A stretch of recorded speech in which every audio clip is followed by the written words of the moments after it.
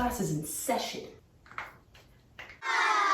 Hello everybody and welcome back to another video. Before we even get into the real material, I want to say next week I will be doing an evolution of indie girl voice video where I actually sing through every influential person in the development of indie girl voice from Billie Holliday to Billie Eilish. It will be like an impressions video mixed with a singing video, mixed with a history lesson kind of. So make sure you guys come back next Tuesday to see that. All right guys, at this point we all know the gist on the indie girl voice. And if you don't by now, that's because you haven't watched my other two videos. Thanks a lot. Just kidding. They're both linked down below. And to summarize it really quickly, indie girl voice is a style of singing that is very under-enunciated, mispronounced, chill, laid-back vibes, pop mixed with indie, really popular right now. Not trying to say anything negative about this style of voice at all. You guys do enough of that yourselves in the comments. Ooh, you guys hate this type of voice, but you just keep coming back. Today, we are not talking about how to get the indie girl voice or why the indie girl voice is so popular because I already did videos on both of those things. Nay. Today, we are doing a video about the history of indie girl voice, where it came from and where did it go? Where did it come from? Where did it go? Well, it didn't go anywhere because it's still really popular. Woohoo! In my last video, I said that a lot of people were crediting Billie Holiday with the first indie girl voice. Now, I don't really think that's a title that Billie deserves to get paired with. I think she's a little better than the indie girl voice.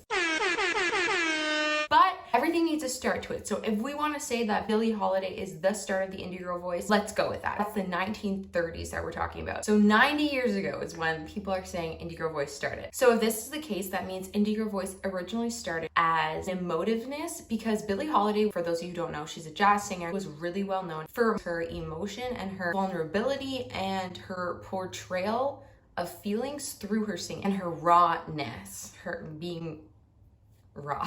Billie Holiday doesn't do any specific like affectation or cursive singing type of thing, but I can hear what people are talking about. She does sort of have maybe a different pronunciation or just quieter singing and not the typical thing that was happening in jazz at that time. But I do believe it's not for any quirky reason. I don't think she was like, oh, today I'm gonna try to sing quirky and see if I can put on a different accent. She's not doing that. Not like some people.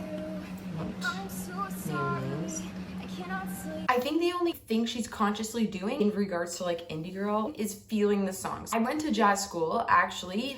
What? You haven't mentioned it 400 times already. So I went to jazz school and there's still people to this day that are imitating Billie Holiday. So if we want to say that's the start of indie girl voice, we know it had a lot of imitators that followed it, and so that makes sense. For every indie girl artist was like revolutionary in her time, their influences are often jazz artists. So we know it can go back to jazz pretty much consistently because singing just normal in jazz sounds kind of stupid. Like you're not going to sing summertime. I mean, you can, just maybe don't call yourself a jazz singer.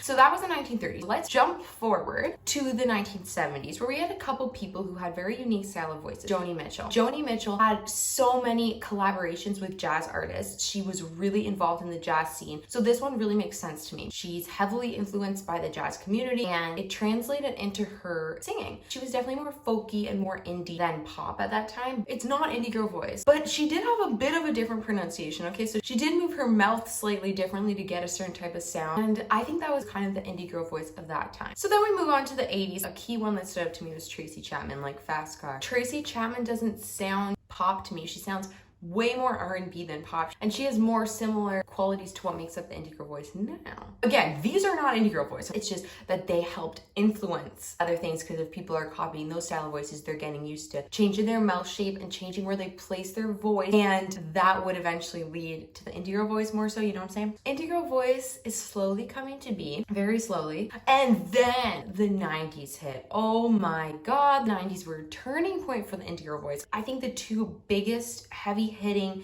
indie girl pushed indie girl into like legit indie girl. I said indie girl so many times. Two heavy hitters of the indie girl voice, Bjork and Fiona Apple. Bjork, if you don't know, is an Icelandic singer. She kind of exploded on the scene. She was really fascinating. Number one, her personality was amazing. And then her style of singing, she just had a brand new sound. We had not heard it before. Yes, she had a really prominent accent, and so her words were shaped differently, which probably led to why so many people imitated that style of singing with with that mouth shape and affectation, but she also just had a totally different sound. It was very cool. Bjork was heavily influenced by jazz, and she actually has collaborated with Joni Mitchell. Her big song in the 90s, Human Behavior, was set to Antonio Carlos Joe Beam's track. Joe Beam's like a really heavy hitter in bossa nova and Latin jazz, and she actually did a song with his backing track. So again, you're seeing the jazz influence. And Fiona Apple is the other one that is a really big influence. I actually had someone comment on my last video about how they thought Fiona Apple was maybe the actual start of indie girl voice, and the more research I did, I was like, oh yeah, she's actually the first one I found to actually pronounce her vowels differently. I think she was the first one who didn't have an accent, who chose to pronounce words this way. So I think she was the first one that was like consciously doing indie girl voice. And fun fact, she's credited Billie Holliday as one of her biggest influences. Ding, ding, ding. You see where I'm getting here? Jazz is the root of all evil. Oh my God, I'm sorry. That was my prejudice to jazz school. Jazz is the root of all music. Oh my God, I can't believe I said that. Sorry, UG Jazz. So at this point, late 90s, early 2000s, I mentioned in my last video, Regina Spektor was the one who really took indie girl voice into the big mainstream. If you want to learn more about that, watch my last video about why indie girl voice is so popular. So now we are off to the races. In the 2010 to 2020 decade, we have someone like Lana Del Rey, we also have Lorde, we also have Halsey, and they're all very different styles of the indie girl voice, but they're kind of getting praised for their uniqueness. So obviously, other singers are drawn to this style because everyone was saying, oh, they're so different, they're so unique, they're so quirky, they're so raw, they're so real. So then all these people that were like, for lack of a better term, normal singers before, a lot of them ditched their voices and kind of employed the indie girl method. In the 2010 to 2020 decade, we have a lot of different styles of indie girl voice. So we have these belter powerhouse singers that also do indie girl pronunciation, like Megan Glenn, Sia, or Megan Trainor. Then we have these breathy singers who are singing loud, but with the indie girl placement, Selena or Alessia Cara. And then we have the singers that sometimes do it and sometimes don't, Camila Cabello, Bebe Rexha. And then we had the really like, I'm not even trying, laid back vibes like Jessie Reyez and Julia Michael, Georgia and stuff. So we have so many different styles of indie girl voice that evolved in the last 10 years. And then Billie Eilish came and, in my opinion, completely redefined indie girl voice. Duh. She's like the queen. She knows her style. She knows what's working for her. She knows what her fans like. No one can come close to Billie Eilish's indie girl voice, and props to her. She's freaking killing it. I'm sure if I looked, her influences would be based in jazz too. Should I look? Amy Winehouse and Lana Del Rey. Did you hear that? You see what I'm saying? This thing carries from generation to generation. It's kind of awesome that people take a little bit of someone's voice and turn it into their own thing. Like, that's really cool. Alrighty, so there it is, you cool cats and kittens. That was so good. Did you guys see that? That is the history, the growth, the development, the evolution, beginning to end of indie girl voice. And if you guys want to see me sing through the evolution next week, it's gonna be next Tuesday. And if you guys could hit subscribe in the process, I'd be pretty fucking grateful. And on that note, I'll be signing off. I hope you guys enjoyed this video. I'll see you next week. Thank you guys so much for watching. Don't forget to check out my other 2 indie girl videos. They are linked below. Class dismissed. Oh, my feet.